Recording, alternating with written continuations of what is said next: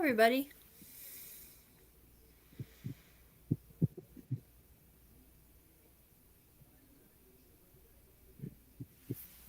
Am I glitching again? A little bit. Oh, sorry. 4 seconds late. Shush.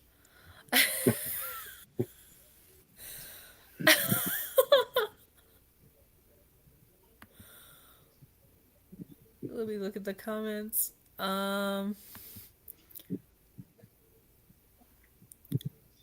got Retrovision. We got Mike.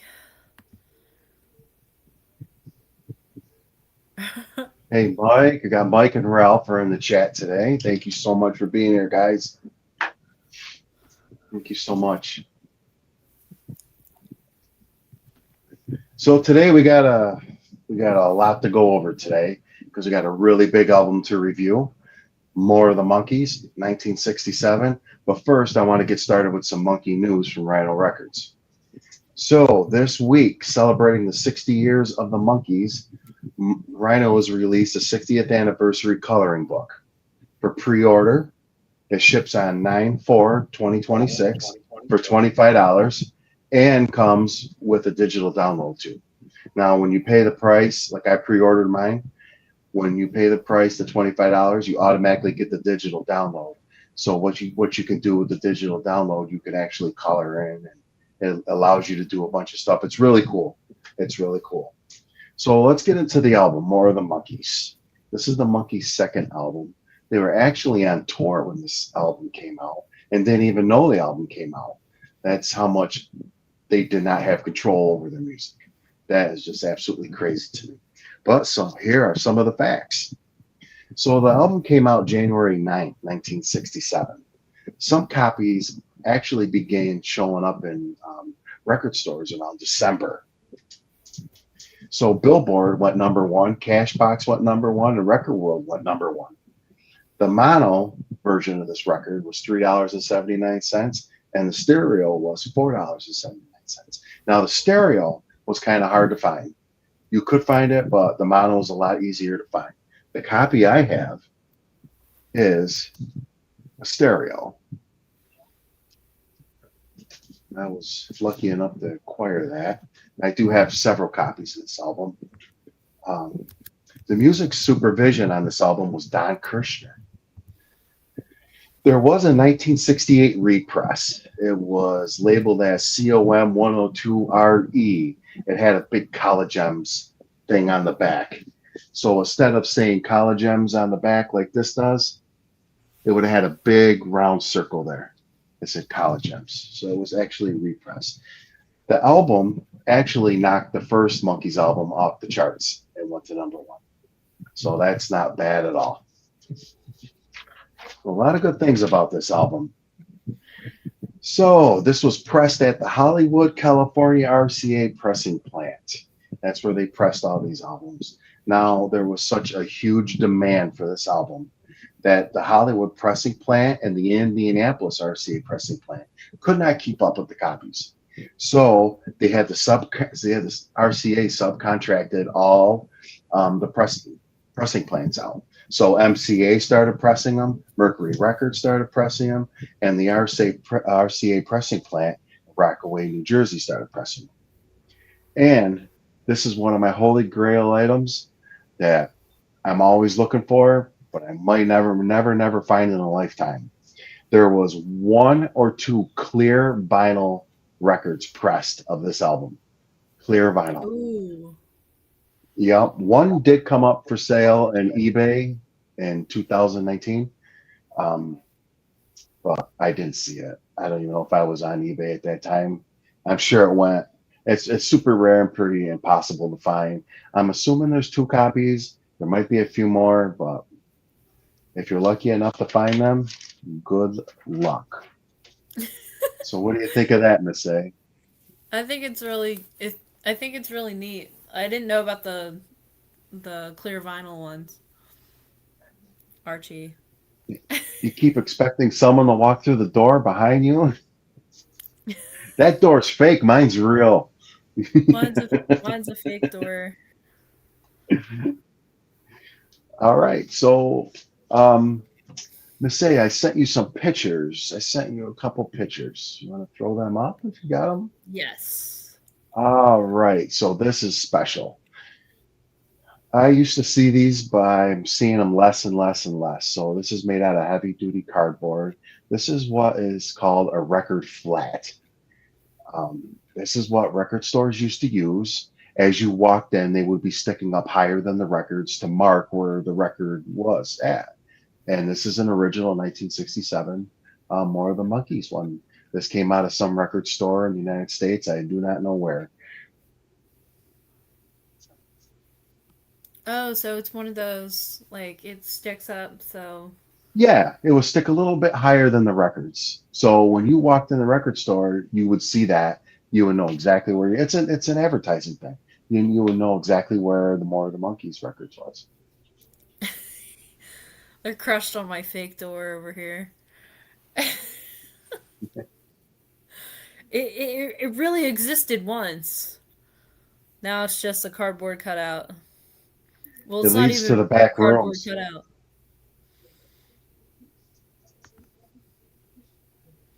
And this is the More of the Monkees album in stereo. All those clothes that they're wearing are from J.C. Penney's at the time. And there's the back of the album. Back rooms of the album. Yeah, You just said the back rooms. yeah. The monkey's pad is just a those clothes. Oh my gosh, and the clothes. I Uh, like the clothes. Those clothes are vintage now. They're worth a lot of money.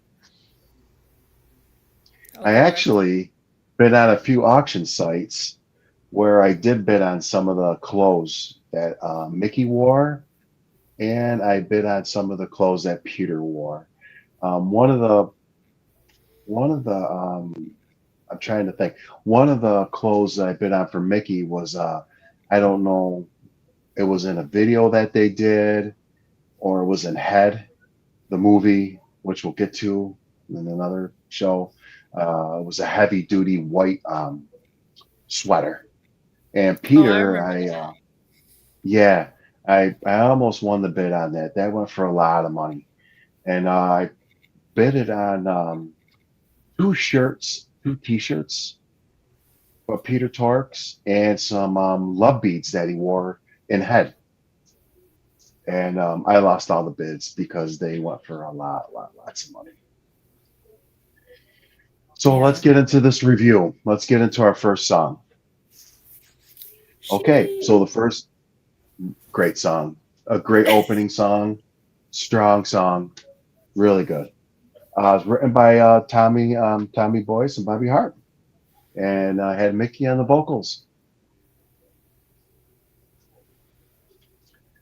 So here, the next song is a Davy song. Davy song, "When Love Comes Knocking at Your Door." This song was written by Neil Sedaka and Carol Sager. This is a typical "Love Comes Knocking at Your Door" Davy song, which you're going to see on every Monkees album. Yeah. I enjoyed the song. I enjoyed the song. What'd you think of it, Miss A? I really like the song. It helped me get through a few troublesome times in my life. Hey, we all have that song. We all have that song.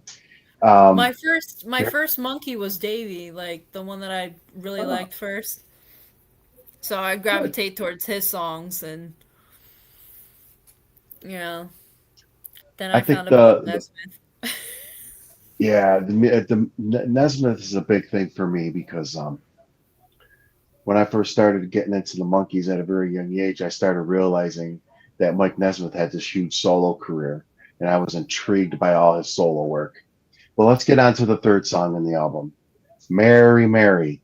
Now, speaking of Mike Nesmith, this is a Michael Nesmith song, believe it or not, Yep. sang by Mickey. Michael Nesmith actually wrote this song. He did a very good My job of niece it. It's my niece this loves this song. it's a great song. and it was a huge chart topper. Next song is "Hold On, Girl," written by Bill Carr, Jack Keller, and Ben Riley. And this is another great song by Davey. You know? So right off the bat, you're getting Mickey, Davey, and then Mickey and Davey again. You're getting blasted by just huge songs, good songs. How's our chat doing? We're singing Where is Mary she Mary. going to? Oh,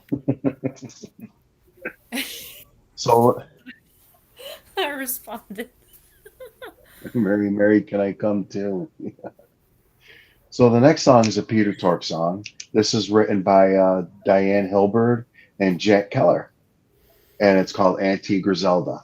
I have mixed feelings about this, only because the first four songs are so strong, and they kind of put this goofy song in the middle. Because if you remember, like at the last week's review, "I'm Gonna Buy Me a Dog" was at the end.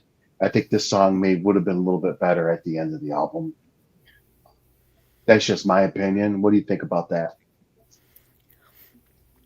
I have mixed feelings about it too, just because of how Peter has mixed feelings about it.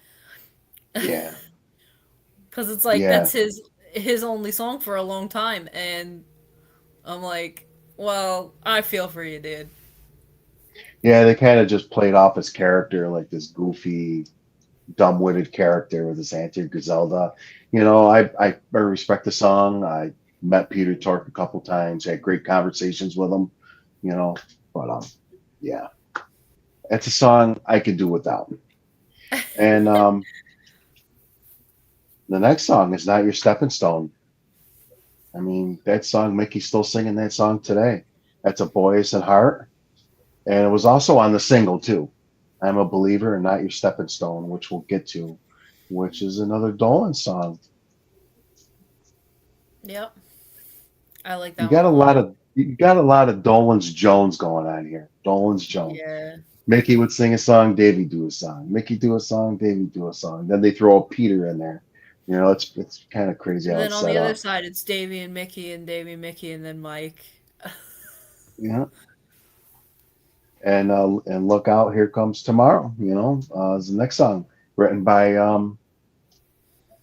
Neil Diamond. Oh, It's this one's for the another. this comment's for Stepping Stone. Yes, they definitely did. Yeah, Paul Revere and the Raiders. Yeah, who's another good band. Now with And pretty. Look Out, Here Comes Tomorrow. I had my original copy had it skipped during that song, and I'm like, oh Oh, man, so I got another copy, and the other there you copy go. doesn't skip. There you go. It's a great song. And I learned Um, the song with the skips, so I would sing along, but then it now that's like a dedicated unskipped fan. itself. That's a dedicated fan right there. And the next song is "The Kind of Girl I Could Love," which is a Nesmith singing that. So we go 8 songs before we see anything from Nesmith.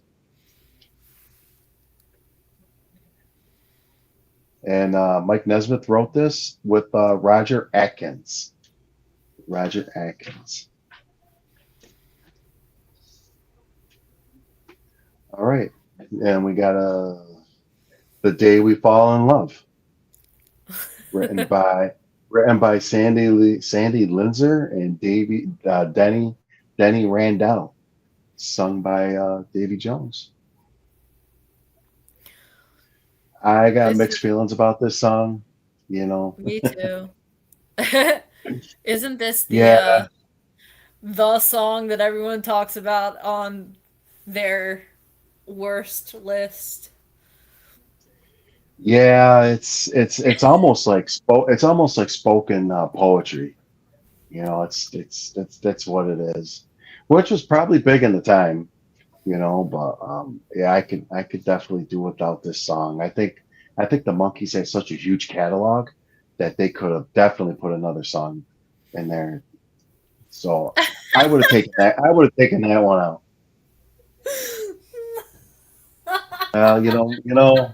I I got mixed feelings about that comment because I actually really like that song. She's moving in with Rico. Davey actually did a Davey did a good job singing that song, and no one could take that away from that man. Man, Rico's my hey man, Rico's my cousin. Don't diss him, man. Okay, the next song is one of my favorite songs, one of my Monkey's favorite songs, sang by Mickey, written by Gary Coffin and Carole King. Sometime in the morning. Great, great song. I Great love that song. song. I've seen Mickey sing that in concert. Great song. Great song. And the next song is another one of my favorites. Laugh. This song should have went to number one as far as I'm concerned.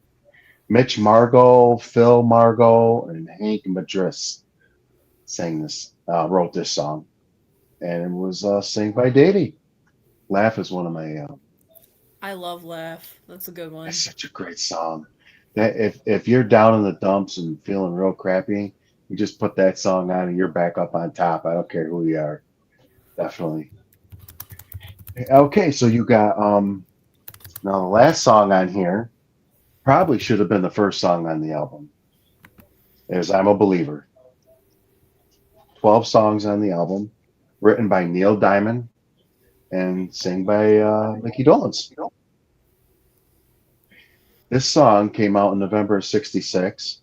It was Billboard number one, Cashbox number one, and Record World number one.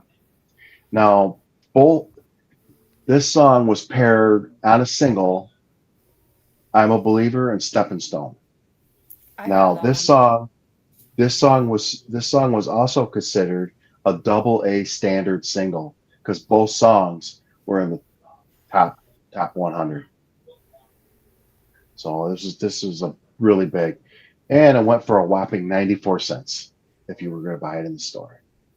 So I definitely have a Yeah. copy of this. I also probably have a promo of this somewhere laying around. And there you go, guys. I mean, you got any questions in the chat, Miss A? What do you think about this album? What do you give this album as a review out of 10, Miss A? I give this album a 9 out of 10. Yeah, I'm a definitely nine. I'm 9.5 on this one. Yeah, it's a great song. The only song I really didn't care for was "The Day We Fall in Love." You know, so Yeah. it's definitely it's a great album. If you haven't heard it, go out and get it. Listen to it. The vocals are super good on it. The music's super good on it. The Wrecking Crew played on a lot of this. It was just a really good album. I'd like to thank everybody in the chat for being there. Solid 8.5 rolls. Okay. Thanks, Mike.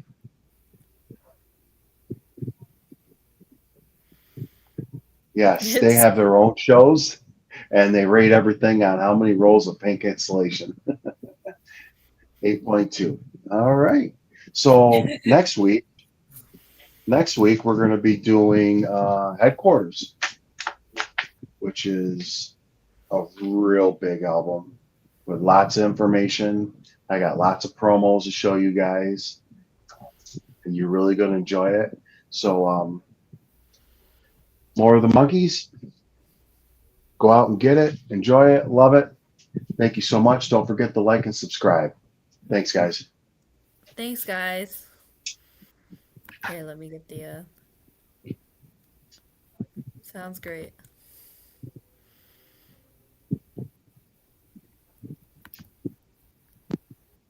Aw, thank you. Thank you. Thank you so much, guys. Okay. Here we go. Bye.